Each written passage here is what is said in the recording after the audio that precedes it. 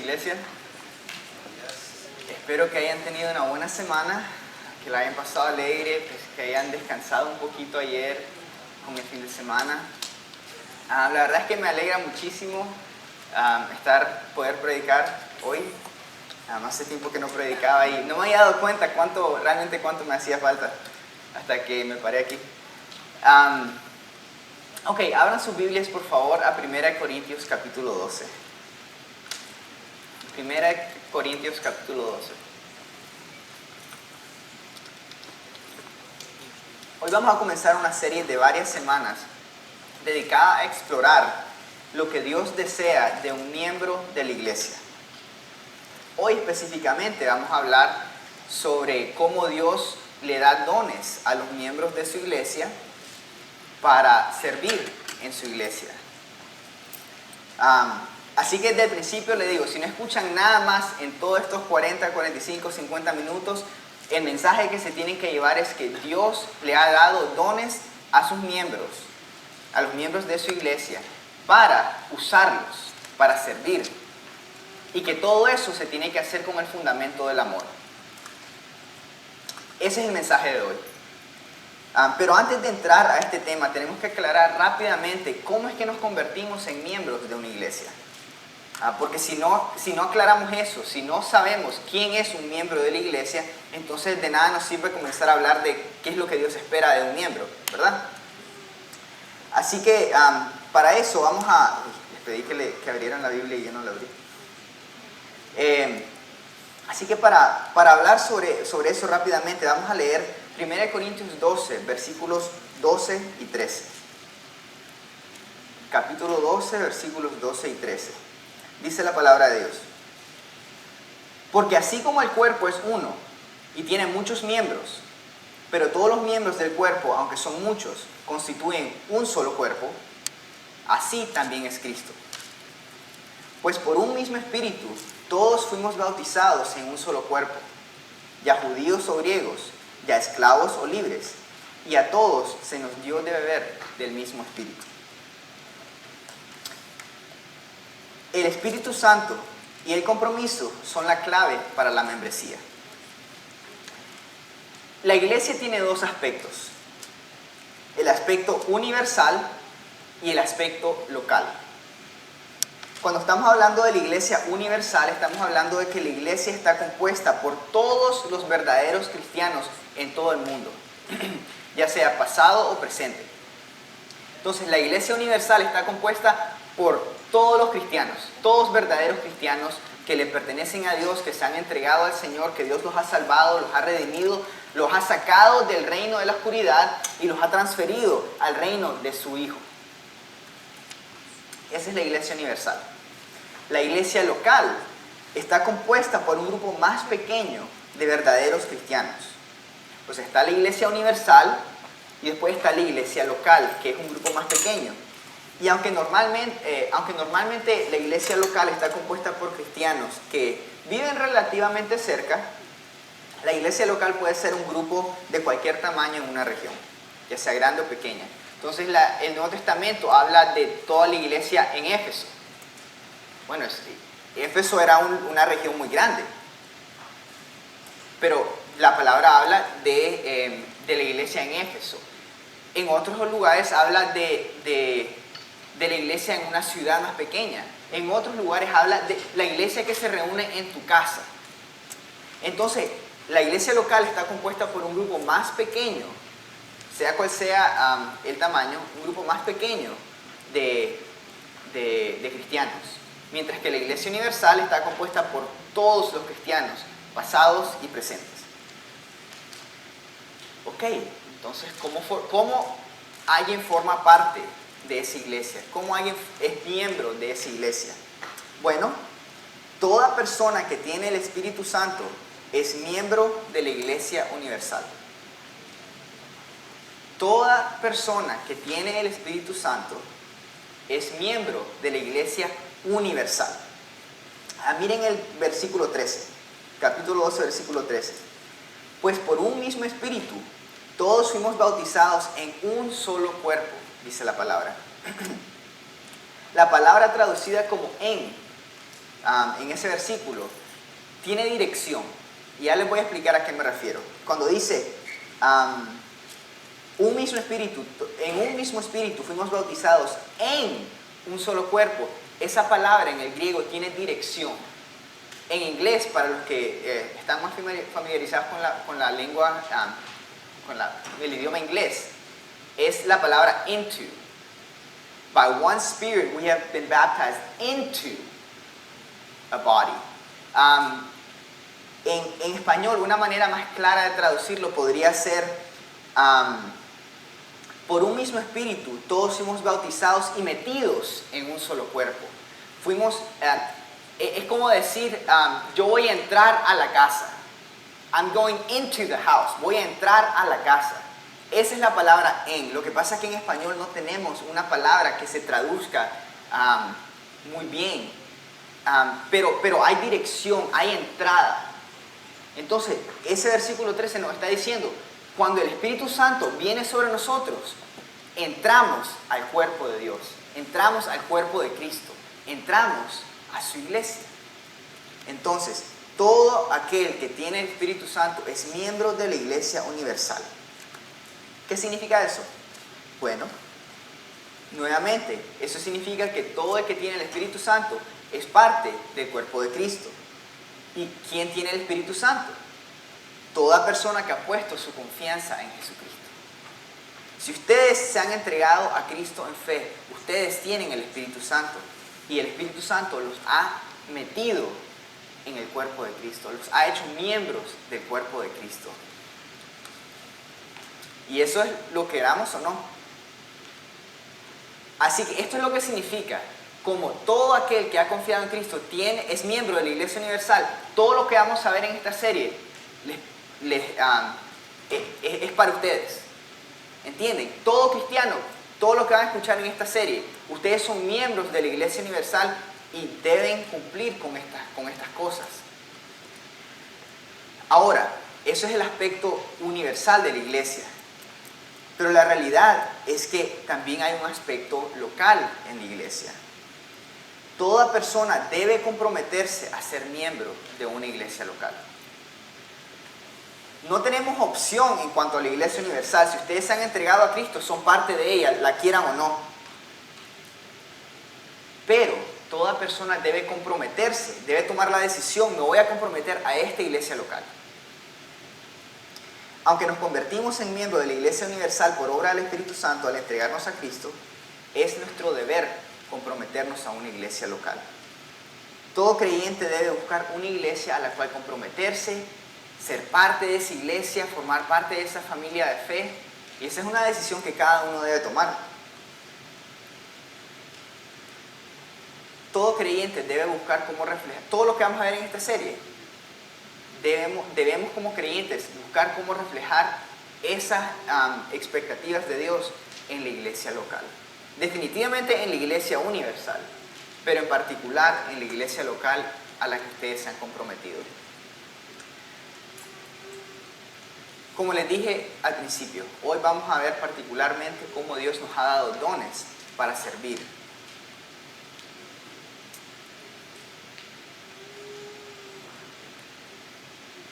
Les voy a dar un resumen pequeño de todo lo que hemos visto ahorita, solo para estar seguros de que todos estamos juntos, pensando lo mismo. Si usted se ha entregado a Cristo para seguirle en fe, usted es miembro de la Iglesia Universal de Dios, pero aún así debe comprometerse a una iglesia local, donde usted se va a entregar, va a comprometerse, va a servir y va a hacer todo lo que Dios nos pide. Una de las cosas que Brook Hills nos pide para hacernos miembros de la iglesia en Brook Hills es la clase de impacto. ¿Por qué? ¿Por qué nos piden la clase de impacto? Bueno, porque impacto presenta el ADN de la iglesia en Brook Hills. Brook Hills no quiere espectadores, porque Dios tampoco quiere espectadores. Tanto Dios como Brook Hills quieren miembros comprometidos. Tomando la clase de impacto, las personas pueden ver cuál es el ADN de Brook Hills. Pueden saber exactamente lo que Brook Hills hace, lo que espera de sus miembros, y así pueden tomar una decisión informada de que si se quieren comprometer a esta iglesia local. Por eso Brook Hills requiere el impacto, la clase de impacto, para volverse miembro oficial, para que todos estén claros de qué creemos y qué se espera de cada miembro. Esa es la razón. Ya otras iglesias puede que pidan otras cosas, puede que no pidan una clase de impacto, puede que pidan tal vez pues pararse enfrente de la iglesia y decir, me voy a comprometer a esta iglesia. He ido a otras iglesias que piden otras cosas, pero siempre debe haber una señal oficial, una decisión de parte del cristiano de comprometerse a la iglesia. Dentro de la próxima semana, si no me equivoco, el pastor Eduardo me dijo que íbamos a comenzar la clase de impacto. Entonces, hoy vamos a tomar nota de todos los que no han hecho la clase de impacto para que se apunten y tomen la clase de impacto si se quieren comprometer a la iglesia. Y si usted no se ha entregado a Cristo todavía, porque membresía es para los cristianos, si usted no se ha entregado a Cristo en fe todavía, le animo a que se entregue a Cristo. Primeramente porque necesita el perdón de pecados. Todos hemos pecado contra un Dios santo. Hemos hecho el mal ante los ojos de Dios. Y Dios dice que por ese mal, por ese pecado, merecemos separación de Él y además merecemos castigo eterno. Pero Dios, en su infinita misericordia, nos da una segunda oportunidad. Y mandó a su Hijo Jesucristo, que vivió una vida perfecta sin pecado. Y siendo inocente, entregó su vida a morir en la cruz. Y por medio de su sangre, Él nos ofrece el perdón de pecados. Por medio de fe en Él, dice, si ustedes ponen su fe en mí, si ustedes se entregan a mí para seguirme en fe, yo les concedo el perdón de pecados. Entonces, si no se ha entregado a Jesús, entréguese a Él, porque tiene esa necesidad. Solo por medio de ese perdón de pecados podemos estar reconciliados con Dios, unidos a Él por toda la eternidad, y tenemos el perdón de pecados para no tener que enfrentar el castigo que nos merecemos. Y luego, le animo a que busque una iglesia local a la cual comprometerse. ¿Por qué? Porque nos necesitamos los unos a los otros. No podemos seguir el caminar de Dios solos. Somos muy débiles y necesitamos a otros hermanos y hermanas en Cristo que nos animen en nuestro caminar, que nos empujen, que nos corrijan, que nos regañen a veces. Nos necesitamos los unos a los otros.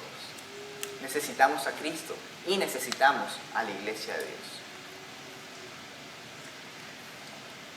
Ahora que sabemos quién es miembro de la iglesia, podemos comenzar a hablar de qué Dios quiere de cada uno de nosotros. Espero que todavía estén en 1 Corintios 12. Vamos a leer versículos 4 al 11. Dice la palabra de Dios. Ahora bien, hay diversidad de dones, pero el Espíritu es el mismo. Y hay diversidad de ministerios, pero el Señor es el mismo. Y hay diversidad de operaciones, pero el mismo Dios, el que hace todas las cosas en todo. Pero a cada uno se le da la manifestación del Espíritu para el bien común. Pues a uno les es dada la palabra de sabiduría por el Espíritu, a otro palabra de conocimiento según el mismo Espíritu, a otro fe por el mismo Espíritu, a otro dones de sanidad por el único Espíritu, a otro poder de milagros, a otro profecía, a otro discernimiento de espíritus, a otro diversas clases de lenguas y a otro interpretación de lenguas. Pero todas estas cosas las hace uno y el mismo Espíritu, distribuyendo individualmente a cada uno según la voluntad de Él. Todo este pasaje se puede resumir en esta oración. El Dios Trino da dones a sus hijos para el bien de la iglesia. El Dios Trino da dones a sus hijos para el bien de la iglesia. Leímos en el versículo 8 al 10 que hay varios dones. A uno se le da palabra de sabiduría, a otro conocimiento, a otro fe, a otro dones de sanidad, a otro poder de milagros, a otro profecía, a otro discernimiento de espíritus, a otro lenguas y a otro interpretación de lenguas. Pablo menciona varios diferentes dones aquí. Si ustedes miran en Romanos capítulo 12, no se tienen que ir ahí, yo lo voy a leer para ustedes, para que no tengan que cambiar de página. Pero si quieren ir es Romanos 12, 6 al 8. Dice, pero teniendo dones que difieren, o sea que son diferentes, según la gracia que nos ha dado, usémoslos. Si el de profecía, que se use en proporción a la fe. Si el de servicio, en servir. O el que enseña, en la enseñanza. El que exhorta, en la exhortación. El que da, con liberalidad. El que muestra misericordia, con alegría. Entonces vemos que en Romanos capítulo 12 Pablo da otra lista. Hay algunos que son los mismos dones y otros que son diferentes a los que mencionó.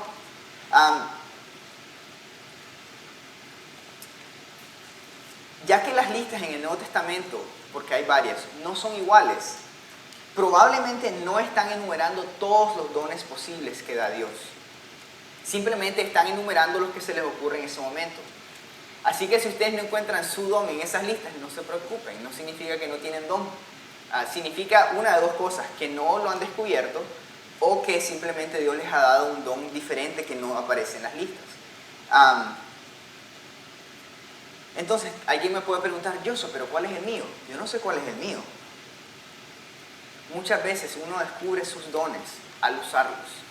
Tal vez al principio uno no sabe, pero comienza a ayudar en la iglesia en esta área o en esta otra área y comienza a encontrar un área que le gusta. Comienza a desarrollar una pasión.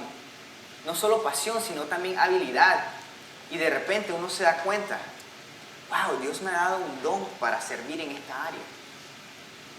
Entonces, si ustedes tienen una pasión por algo, si ustedes tienen una habilidad para hacer algo, es posible que Dios les haya dado un don para usarse en esa área. Pero ¿cómo lo van a descubrir? Sirviendo, involucrándose en la iglesia, en el servicio de la iglesia. Cuando usamos nuestros dones, toda la Trinidad está involucrada. Miren el versículo 4. Ahora bien, hay diversidad de dones, pero el Espíritu es el mismo. Hay diversidad de ministerios, pero el Señor es el mismo. Y hay diversidad de operaciones, pero es el mismo Dios el que hace todas las cosas en todos. Toda la Trinidad está involucrada. Eso nos debería de dar ánimo. ¿Por qué? Porque Dios está en cada parte de nuestro servicio. No depende de nosotros, depende de Dios. Miren, el Espíritu Santo nos da los dones. Eso es lo que dice el versículo 4. Hay diversidad de dones, pero el Espíritu es el mismo. Ok, el Espíritu da los dones. Así que no tenemos que tratar de crear dones para nosotros. Él los da. Ok, miren versículo 5. Hay diversidad de ministerios, pero el ¿qué? El Señor es el mismo. Jesucristo. Él nos da las oportunidades. Eso es lo que, la palabra ministerios, eso es lo que significa. Diferentes servicios o diferentes oportunidades. Jesús nos da las diferentes oportunidades para poder usar nuestros dones. Así que no tenemos que andar como locos buscando, ay, ¿a dónde voy a usar mi don? No tengo área. No, claro que sí. Dios, Jesucristo específicamente, les ha dado ministerios, diferentes oportunidades, diferentes maneras de servir. Y luego en el versículo 6 hay diversidad de operaciones, pero el mismo Dios, Dios Padre. ¿Qué significa eso, diferentes operaciones? Otra manera de decir eso es resultados o efectos. Dios Padre da los resultados en nuestro servicio. Así que no tenemos que preocuparnos de que, ay, no va a pasar nada. No, Dios lo va a usar exactamente a como Él lo quiere. El Espíritu Santo nos da los dones, Jesucristo nos da la oportunidad de usar los dones y Dios el Padre nos da los resultados. ¿De qué nos tenemos que preocupar? Eso nos debería dar un gran ánimo, ¿no? Porque el servicio y el resultado del servicio no depende de nosotros, depende de Dios. Obviamente eso no significa que vamos a ser perezosos y vamos a decir, ok, bueno, el Señor lo va a hacer todo. No, obviamente tenemos una responsabilidad de usar nuestros dones, de buscar oportunidades de servir y de meterle empeño, de meterle esfuerzo para que todo salga bien. Pero en todo eso, dependiendo del Señor, dependiendo de Dios. Dios Padre, Hijo y Espíritu Santo. Toda la Trinidad está involucrada en nuestro servicio. Miren versículo 11. Dice, todas estas cosas las hace uno y el mismo Espíritu, distribuyendo individualmente a cada uno según la voluntad de Él, según la voluntad de Dios. Miren el versículo 18. Ahora bien, Dios ha colocado a cada uno de los miembros en el cuerpo según le agradó. Dios da los dones de acuerdo a su voluntad. Dios da los dones de acuerdo a su voluntad. Nosotros no controlamos qué dones recibimos. Él está en control, no nosotros. Por un lado, esto nos ayuda a que estemos contentos con los dones que tenemos. Si Dios nos dio el don de servicio, estemos contentos con el don de servicio. Si Dios nos dio el don de enseñanza, estemos contentos con el don de enseñanza. Si Dios nos dio el don de dar, dice en Romanos 12, que den con liberalidad, que den con generosidad. Estemos contentos con el don que Dios nos dio, porque Dios es sabio y Él sabe exactamente lo que es mejor para nosotros, lo que es mejor para los demás. Así que confiemos en Él. Miren, nadie es un experimento fallado. Nadie es un experimento fallado. Confiemos en el Señor, estemos contentos exactamente con lo que Dios nos ha dado. Al mismo tiempo, sí hay que estar contentos, pero al mismo tiempo, Dios también nos anima a que deseemos y pidamos dones. Miren el versículo 31. Dice, mas deseen ardientemente los mejores dones. Dice, deseen ardientemente los mejores dones. Y en el contexto, pues, Pablo explica cuáles son los mejores dones. Son los dones que edifican más a la iglesia. Y capítulo 14, versículo 1 dice, procuren alcanzar el amor, pero también deseen ardientemente los dones espirituales, sobre todo que profeticen. Entonces, solo para darles un poquito de contexto, lo que está sucediendo en Corintios es un solo relajo. Eso es exactamente un solo relajo. Porque unos tienen el don de profecía, otros de enseñanza, otros de lenguas, otros de interpretación. Pero esos dones que son más públicos, por decirles algo, estaban haciendo un relajo con ellos. Uno comenzaba a hablar en lenguas y el otro comenzaba a hablar en lenguas, uno profetizaba, todo en relajo, sin orden. Entonces Pablo les comienza a decir, miren, antes que nada, si van a hablar en lenguas, tiene que haber alguien que interprete. Si van a hablar en lenguas, tiene que ser uno por uno y con interpretador. Y para que no sea un solo relajo, solo 2 o 3 máximo. Después comienza a hablar de los profetas. Ok, si alguien quiere profetizar, que profetice. Si otro tiene otro mensaje, que se espere con paciencia, cuando el otro termine, el otro que le dé oportunidad al otro, uno por uno, para que todo sea en orden, porque si no, dice, todos van a parecer locos. Literalmente lo dice eso en 1 Corintios, dice, si entra un inconverso y los mira haciendo ese relajo, va a pensar que están locos. Entonces, se había hecho un solo relajo en Corinto, y Pablo dice, no, a ver, vamos a arreglar todo esto, todo con orden, todo sin confusión, para que no parezcan locos. Y otra cosa que estaba pasando es que las personas con dones más públicos parece que se estaban exaltando un poco, se sentían como mejor que los otros. Entonces Pablo comienza a decir en el capítulo 13, que lo vamos a ver dentro de un ratito, miren, pueden tener todos los dones que quieran, pueden hablar en lenguas, pueden profetizar, pero si no lo hacen en amor, no son nada. Si no lo hacen en amor, de nada les sirve porque no le agrada al Señor. ¿Qué es lo que estaba pasando? El orgullo había entrado por los dones. Porque, pues, por ser un profeta, ser alguien que habla en lenguas, pues, ustedes pueden entender por qué eso podría enaltecer a alguien un poco, hacerlo sentir un poco especial. Y Pablo dice no.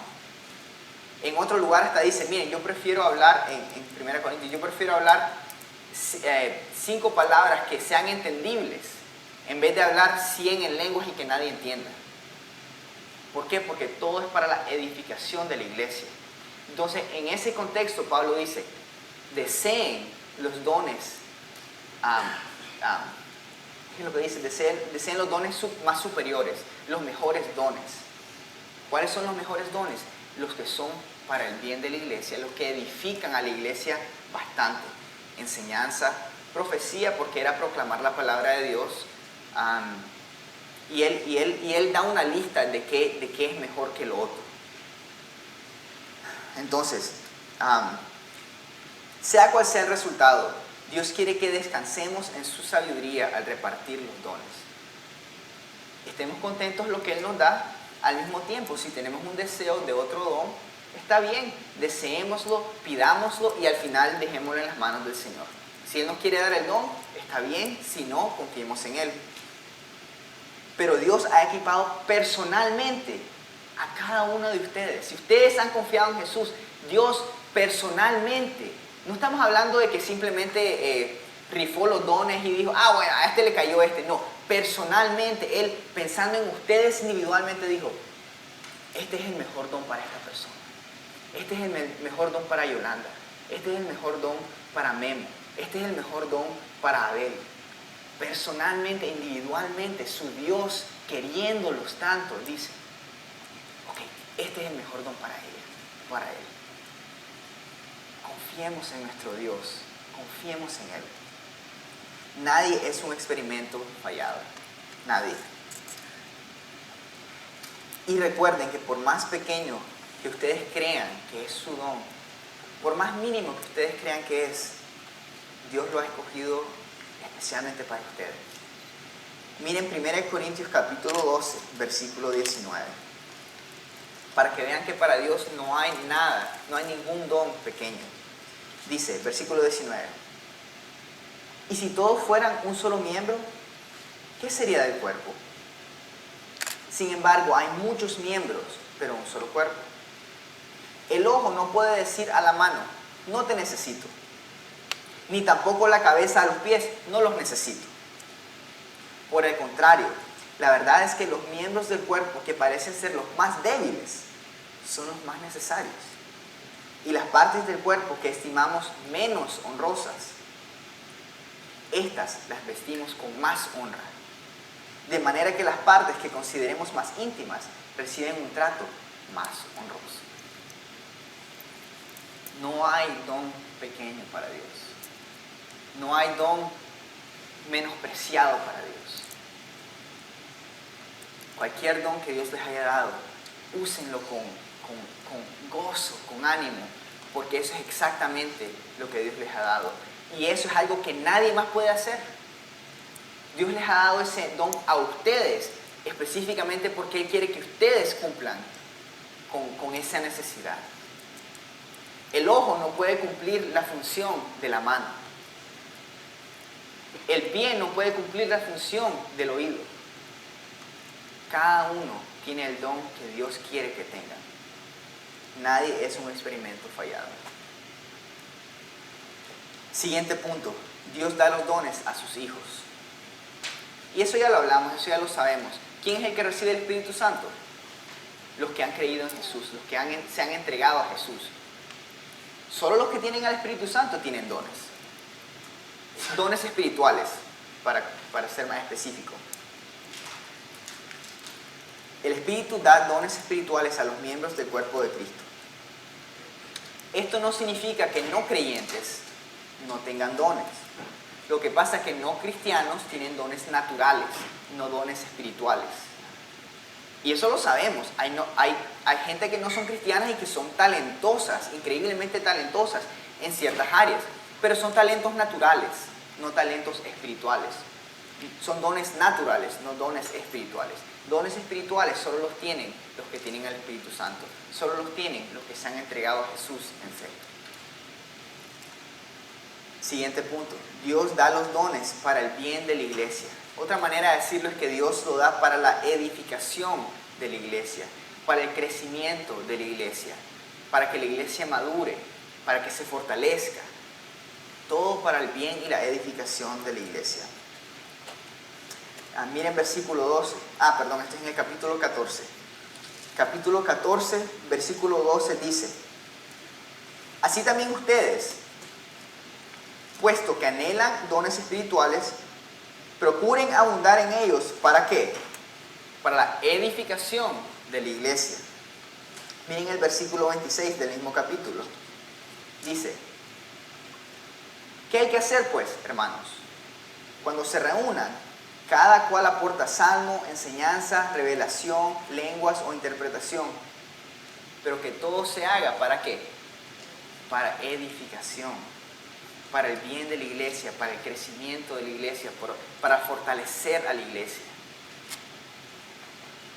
No son para que nos hagamos populares, no son para que nos ganemos dinero, no son para que nos sintamos superiores, son para el bien de la iglesia, para la gloria de Dios en la iglesia. Dios lo da para edificar a la iglesia, para su gloria. Pero no quiero que me malentiendan. Esto no significa que no vamos a disfrutar de usar nuestros dones. Que sea usado para la gloria de Dios y para el bien de la iglesia no significa que nosotros no lo vamos a disfrutar. Lo bonito es que cuando Dios nos da dones, Él siempre nos da gozo cuando los usamos. No puedo describirles cuánto yo disfruto de usar mis dones, de usar el don que Dios me ha dado para enseñar la palabra, para guiar en adoración, para hacer... Lo amo, me encanta. Encuentro gozo y paz en usar mis dones. Yo le pregunté a varias otras personas, a varios otros cristianos, y todos dicen que encuentran gozo al usar sus dones. Y luego les pregunté que si conocen a alguien que no encuentra gozo al usar sus dones. Y todos me dijeron, no, en realidad nunca he escuchado eso. ¿Por qué?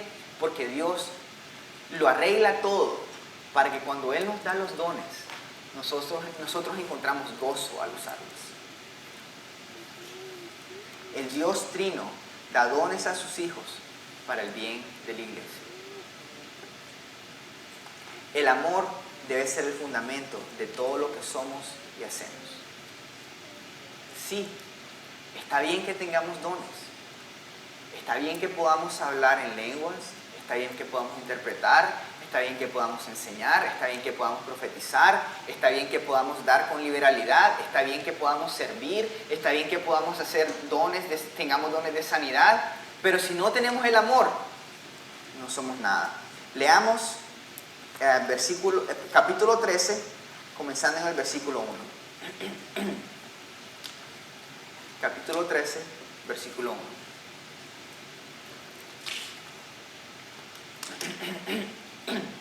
Perdón. Dice Pablo: si yo hablara lenguas humanas y angélicas, pero no tengo amor, he llegado a ser como un metal que resuena o un címbalo que retiñe. Y si tuviera el don de profecía y entendiera todos los misterios y todo conocimiento, y si tuviera toda la fe como para trasladar montañas, pero no tengo amor, nada soy. Y si le diera todos mis bienes para dar de comer a los pobres, y si entregara mi cuerpo para ser quemado, pero no tengo amor, ¿de qué me aprovecha? El amor es paciente, es bondadoso. El amor no tiene envidia. El amor no es jactancioso, no es arrogante, no se porta indecorosamente, no busca lo suyo, no se irrita, no toma en cuenta el mal recibido, no se regocija de la injusticia, sino que se alegra con la verdad. Todo lo sufre, todo lo cree, todo lo espera, todo lo soporta. ¿Se acuerdan que les había dicho que uno de los problemas en Corinto era que la gente se estaba exaltando por sus dones, que se sentía superior, que estaban haciendo un relajo? Pablo dice, miren, pueden tener todos los dones que quieran, pueden hablar en todas las lenguas, pueden entender todas las escrituras de Dios, pueden profetizar, pueden dar todos los bienes que tienen para darle de comer a los pobres, pero si no lo hacen en amor, no les sirve de nada. ¿Por qué? ¿Por qué el amor tiene que ser el fundamento de todo?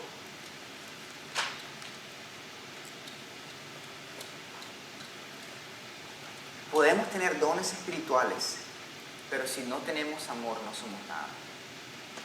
El amor a Dios y el amor al prójimo es lo que muestra que realmente pertenecemos a Dios. El amor a Dios y el amor al prójimo es lo que demuestra que realmente le pertenecemos a Dios. Cuando realmente tenemos una relación con Dios, Él nos cambia. Nos cambia de adentro hacia afuera. Mientras más caminamos con Él, más aprendemos a amar a como Él nos ha amado.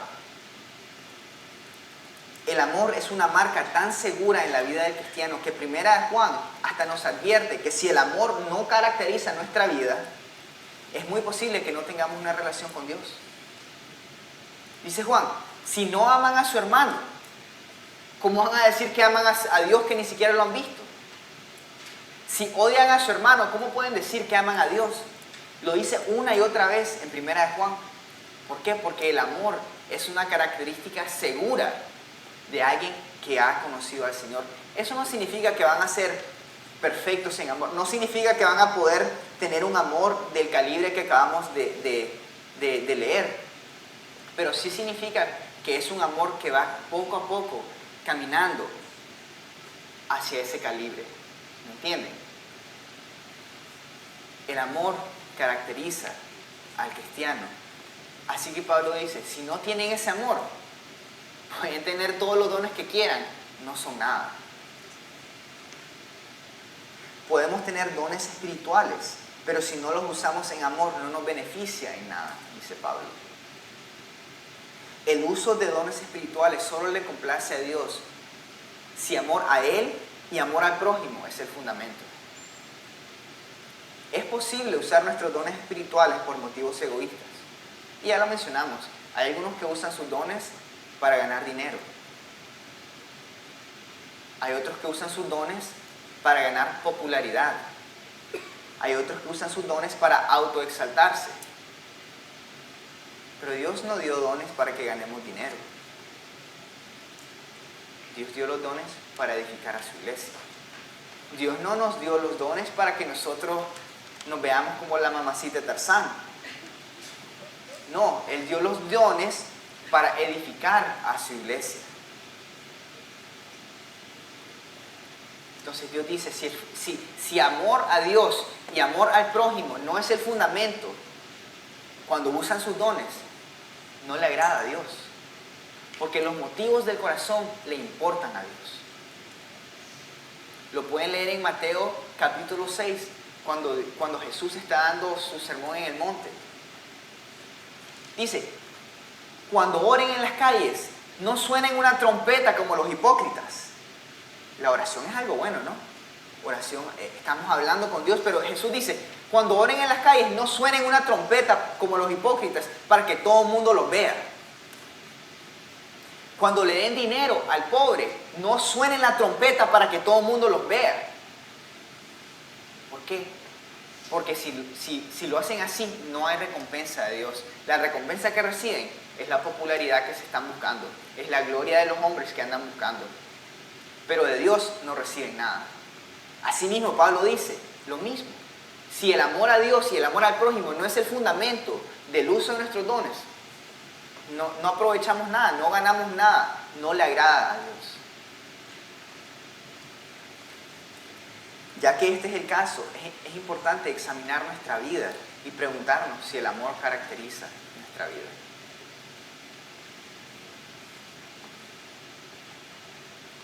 Claro, pero si nos vamos a hacer la pregunta, ¿tengo amor en mi vida? Pues tenemos que saber cómo es ese amor. Porque tenemos que tener algo con qué compararlo. Si quieren saber cómo es el amor, miren a Jesús. ¿Quieren saber cómo es el amor? Miren a Jesús. Jesús es la imagen del Dios invisible, dice Colosenses.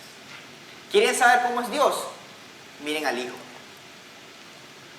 Hebreos capítulo 1 dice, que Jesús es la perfecta representación de la gloria de Dios. ¿Quieren saber cómo es la gloria de Dios? Miren al Hijo, miren a Jesús. Dios es amor. ¿Quieren saber lo que es el amor? Miren a Jesús. Leamos capítulo 13, versículo 4 al 7 otra vez, para escuchar lo que es este amor. El amor es paciente. ¿Cuánta paciencia mostró Jesús cuando lo estaban azotando? Cuando lo estaban acusando de cosas que no hizo. El amor es bondadoso. Ustedes leen los evangelios y ustedes ven cómo Jesús se arrodillaba para ponerle lodo en los ojos al ciego y darle vista otra vez. Cómo Jesús se apartaba de las multitudes para atender a los inválidos. Cómo Jesús se le acercaba a un colector de impuestos, odiado por todos. Se va a su casa y todo el mundo dice, ¿por qué se va a la casa de él? Jesús era bondadoso. El amor no tiene envidia. Jesús tenía bastantes bienes materiales. No. Era un pobre carpintero y cuando comenzó su ministerio lo dejó todo atrás. ¿Cómo comía él? El poquito dinero que sus discípulos y las familias de sus discípulos les daban para comer. A veces no tenían para comida. Y Jesús decía, denle de comer a toda la multitud. Y los discípulos decían, ¿pero de dónde? ¿Cómo vamos a darle de comer a toda esta gente? ¿Qué es lo que tienen? Y ese qué es lo que tienen, ni siquiera esos pescados y esos panes, ¿de quiénes vinieron? No vinieron de los discípulos. Vinieron de un niño que los trajo. Y Jesús los multiplicó. Pero él no le envidiaba a nadie. Él sabía que su padre iba a proveer todo lo que él necesitaba.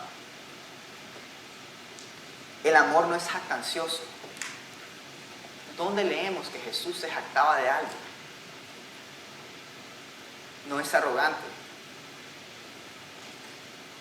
Ciertamente Jesús regañó muy fuertemente a muchos de los líderes religiosos, pero eso no es arrogancia. Jesús estaba parando por lo que él sabía era justo y por lo que él sabía era correcto. Eso no es arrogancia.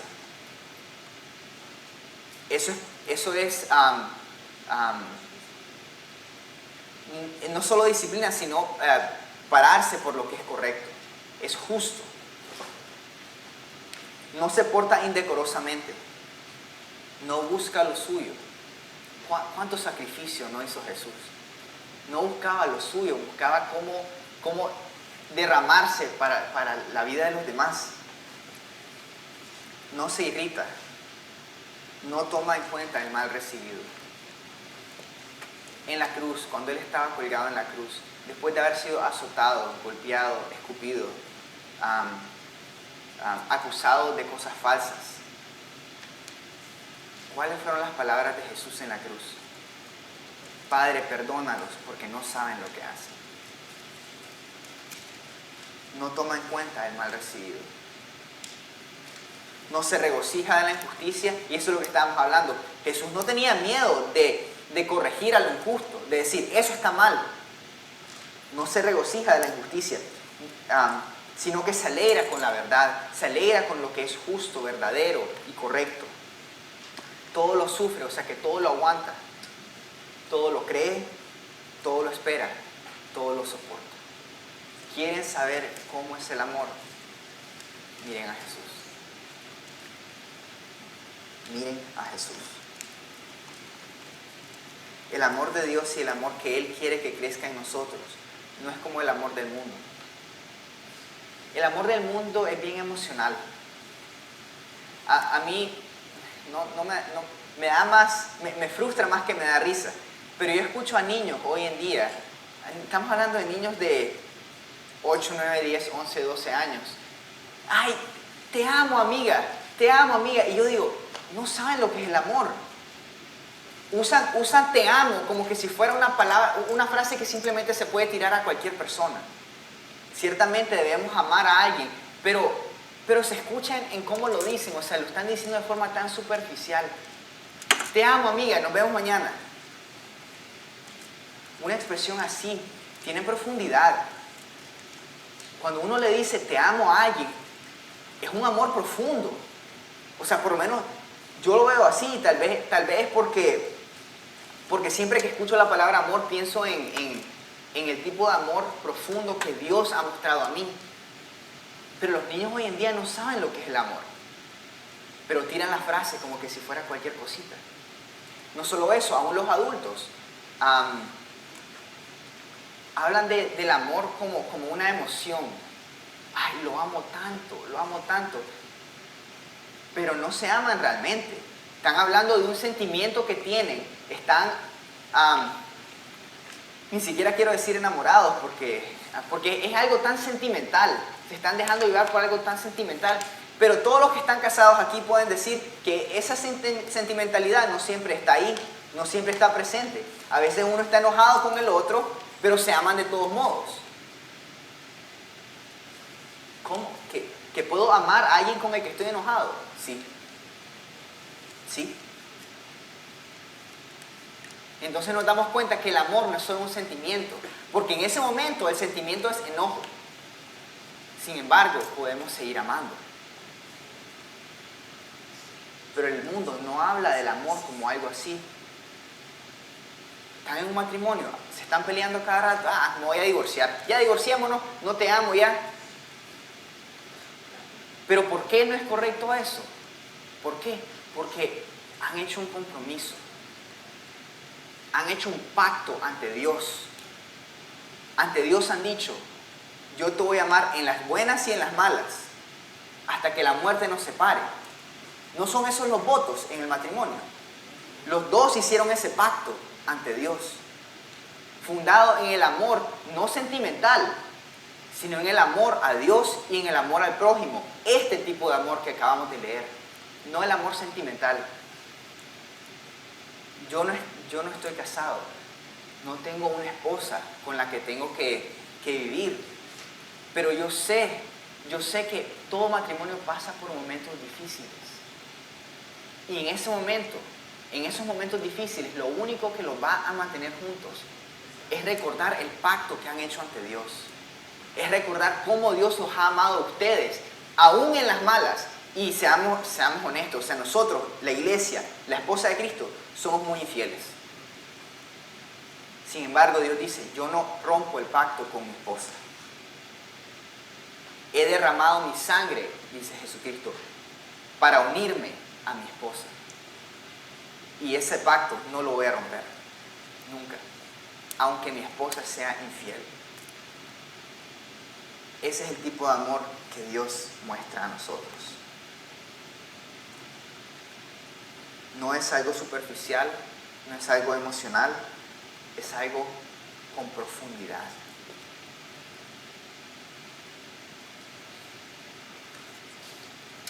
No sé quién inventó la frase, somos lo que vemos. Somos lo que vemos. No sé quién la inventó, pero el concepto es bíblico. Lo pueden encontrar en el Salmo 115, por ejemplo. Y hace poco leí otro salmo que también tenía ese concepto.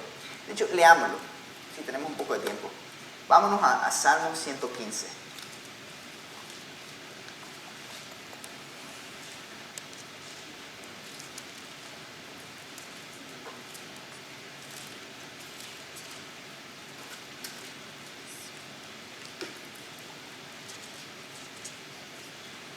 Salmo 115 y vamos a leerlo desde el principio. Dice la palabra de Dios: no a nosotros, Señor, no a nosotros, sino a tu nombre da gloria, por tu misericordia, por tu fidelidad. ¿Por qué han de decir las naciones, ¿dónde está tu Dios? Y en respuesta el salmista dice: nuestro Dios está en los cielos y Él hace lo que place. Los ídolos de ellos son plata y oro, obra de manos de hombres. Tienen boca, pero no hablan. Tienen ojos, pero no ven. Tienen oídos, no oyen. Tienen nariz y no huelen. Tienen pies y no caminan. no emiten sonido alguno de su garganta. Pero miren esto, versículo 8. Se volverán como ellos los que los hacen, y todos los que en ellos confían. ¿No les parece interesante esa frase? Se volverán como ellos los que los hacen y los que confían en ellos. ¿Qué significa eso? Que en lo que ustedes pongan su confianza, los va a cambiar. Ponen su confianza en el dinero, su amor en el dinero, les aseguro que se van a volver avariciosos, se van a volver avaros. Van a desear y codiciar el dinero. Si confían en hombres, en personas, si confían en el hombre, van a andar buscando cómo complacer al hombre, porque lo necesitan.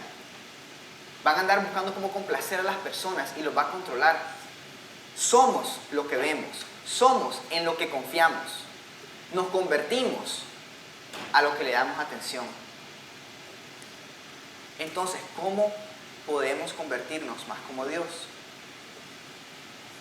Pasando tiempo con Él, meditando en su palabra,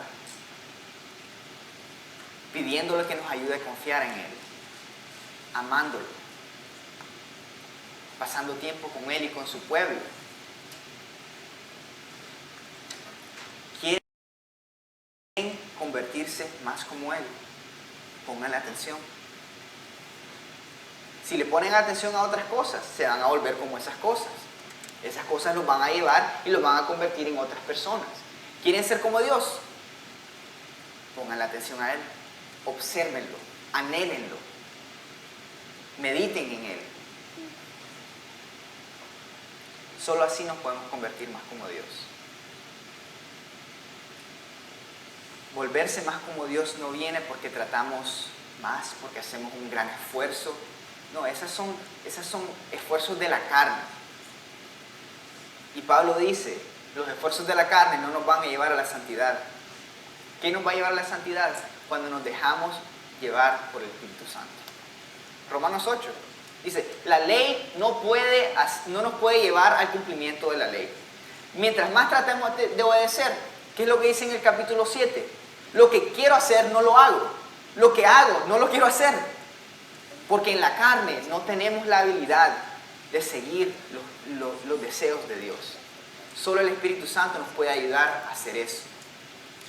Y el Espíritu Santo usa nuestra atención a Dios para transformarnos.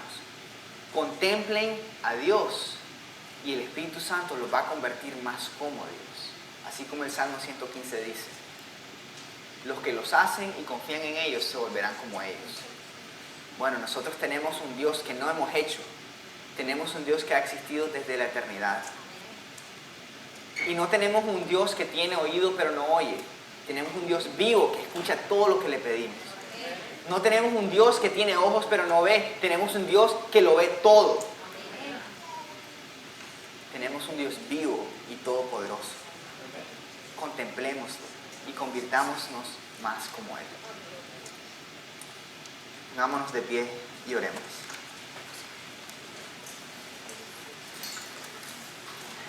Dios Todopoderoso, Dios Padre, Dios Hijo, Dios Espíritu Santo. Toda la gloria no sea a nosotros, sino a ti, Señor. Te damos gracias porque estás tan personalmente involucrado en nuestros dones y en nuestro servicio a ti, Señor. Te damos gracias por hacernos miembros de tu iglesia por medio de fe en Cristo.